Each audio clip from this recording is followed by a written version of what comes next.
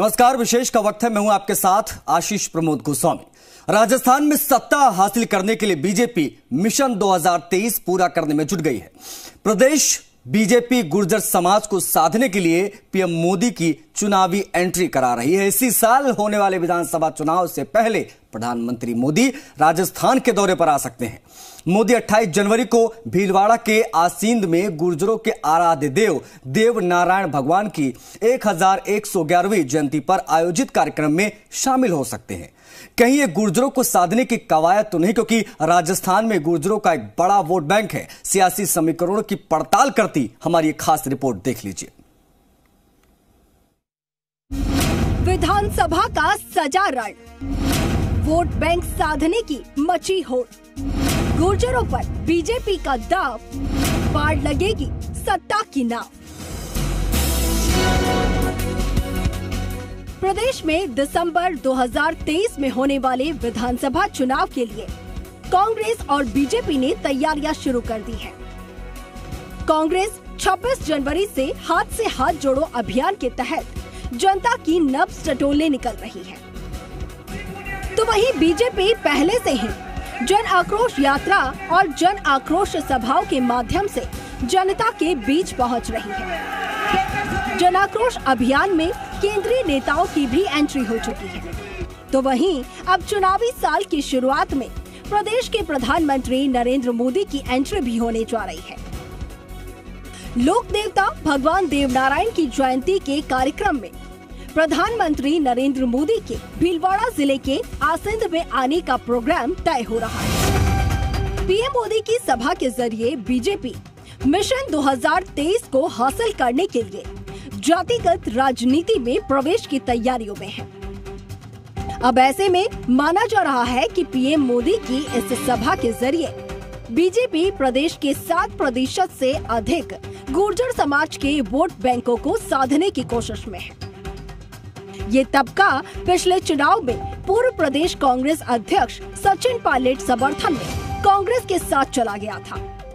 राजस्थान में विधानसभा चुनाव के लिए भाजपा अब जातियों को साधने की रणनीति बना रही है और इसके तहत पहले पार्टी ने आदिवासियों को रिझाने के लिए आदिवासी सम्मेलन और मानगढ़ धाम पर पीएम मोदी के कार्यक्रम का आयोजन किया था और अब भाजपा ने गुर्जर वोट बैंक पर नजरें गड़ाई है।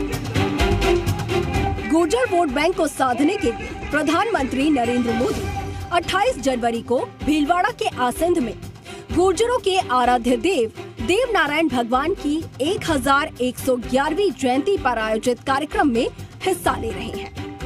बीजेपी प्रदेश प्रभारी अरुण सिंह ने कहा कि पीएम मोदी का राजस्थान दौरा बन रहा है। पार्टी कार्यकर्ताओं को सभा की आवश्यक तैयारियों को लेकर दिशा निर्देश दे दिए गए हैं। पूरे राजस्थान की जनता का बहुत बड़ा जुड़ाव इससे पार्टी के साथ हुआ है और लोगों में भयंकर जन आक्रोश है और आगे के लिए भी जो कार्यक्रम है उनके बारे में विस्तृत चर्चा हुई। अब प्रधानमंत्री जी का आगे का कार्यक्रम बन रहा है 28 जनवरी और 28 जनवरी को बन रहा है, उसकी तैयारी। आपको बता दें कि देवनारायण राजस्थान के प्रसिद्ध लोक देवता हैं, जिनमें गुर्जर समाज की बड़ी गहरी आस्था है। तो वहीं भीलवाड़ा जिले में आसींद के पास मालासेरी में देवनारायण का जन्म हुआ। अब ऐसे में मालासेरी धाम गुर्जर समाज की श्रद्धा और आस्था से जुड़ा है और इस धाम में आकर पीएम गुर्जर समाज को संदेश देने की तैयारी में है। अब ये भी समझना जरूरी हो जाता है कि आखिर ऐसा क्या है गुर्जर वोट बैंक में कि उसे साधने के लिए खुद पीएम मोदी आ सकते हैं। दरअसल प्रदेश के करीब 14 जिले गुर्जर बाहुल्य हैं, जहां ये समाज चुनावी उलटफेर पर सीधा असर रखता है।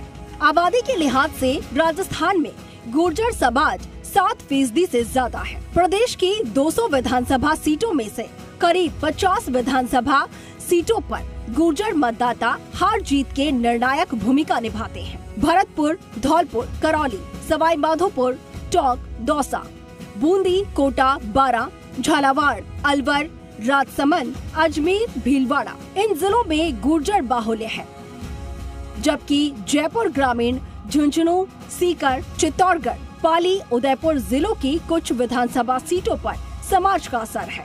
गुर्जर समाज के ऐसे भारी भरकम मौजूदगी के चलते चुनावी मौसम में उन्हें साधना बीजेपी का बड़ा दाव साबित हो सकता है।